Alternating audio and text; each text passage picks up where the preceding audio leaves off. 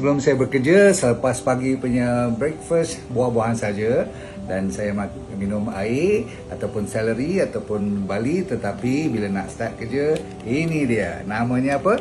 Royal Coffee. D&D Royal Coffee yang baru dah keluar dalam bentuk sachet yang dah ada chop dia.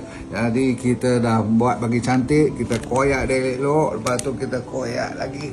Jaga baik-baik, kalau tak boleh pakai gunting pun tak apa supaya tak berterabur nanti. Okey, cun. Lepas tu tuang dia elok-elok. Okey. Nampak tu? Okey, tuang dia, tuang. Bagi habis. Cukup untuk secawan.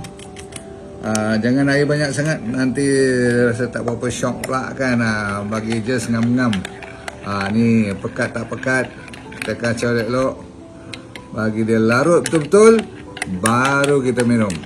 Tengok, cepat tak? Tak sampai 10 saat dah larut. Okey, kita boleh minum sekarang. Sedap tak? Kelas lah. Dia tak manis tau, tapi manis-manis cukup rasa je. Dan kopi ni ada Lingzi dan ada apa lagi? Ginseng dan Sacha Inchi Oil. One of the best coffee, terlajak sedap.